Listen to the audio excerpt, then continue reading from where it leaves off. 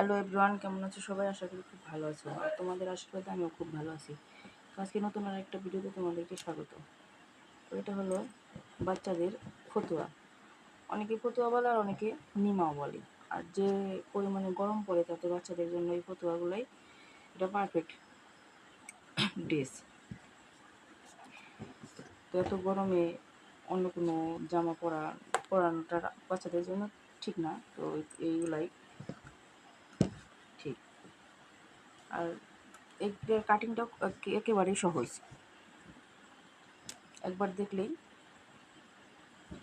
পারবে। ভিডিওটি স্কিপ করো না, দেখতে থাকো।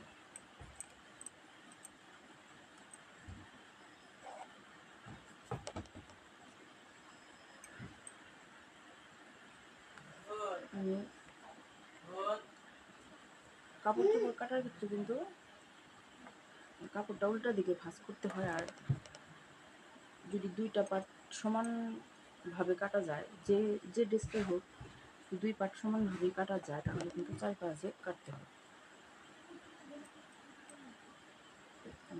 এখানে চারটে ভাঁজ দিয়ে নিলাম। এখানে যতটুকু কাপড় আছে, তো যে যে মাপের ফতোয়াটা বানাতে বলেছে, তো এখানে দুইটা ফতোয়া হবে।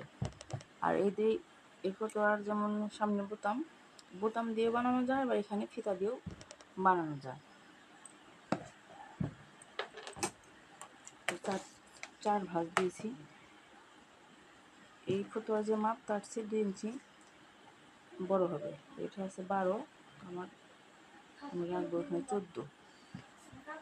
14 ইঞ্চি লম্বা তোমাকে রাখতে হবে। তো সেই জন্য আমি এখানে বাড়তি দিয়েছি 1.5 ইঞ্চি।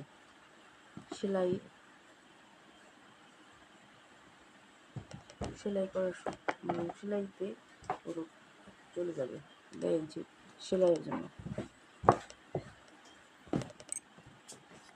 বডি মাপ আছে এখানে 21, 22 আছে বডির মাপ। তো 4 ভাগের 1 ভাগ। গলাটা যেহেতু একেবারে বাচ্চা, এখানে 1.5 ইঞ্চি গলা চওড়া। কাঠটা নিয়েছি আমি 4.5। গলার লম্বাটা নেব 2.5। তোমরা গলার লম্বাটা তোমাদের ইচ্ছে মতো নিতে পারো। 2.5 না নিয়ে এখানে 3ও নিতে পারো, আবার 2ও নিতে পারো। আমি এখানে 2.5। আর মোহরাটা নিব 4.5।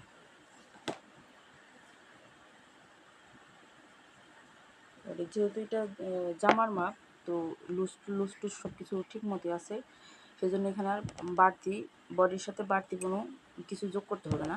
তো এখানে আছে 22, তো আমি 22-এরই 4 ভাগের 1 ভাগ নেব, 5.5। নিচেও একই মাপ 5.5।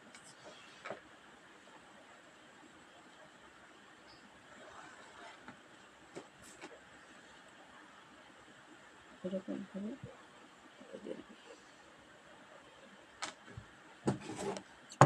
ভিডিওটি কেমন লাগলো কমেন্টে বলে দিও। ভালো লাগলে লাইক, কমেন্ট, সাবস্ক্রাইব করে আমার পাশে থেকো। আর যারা অলরেডি এই কাজগুলো করে দিয়েছো তাদেরকে অসংখ্য ধন্যবাদ।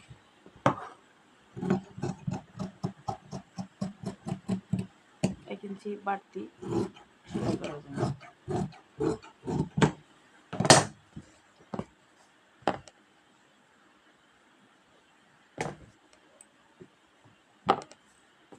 আজকের মধ্যে এখানে শেষ করছি। ভালো থেকো সবাই।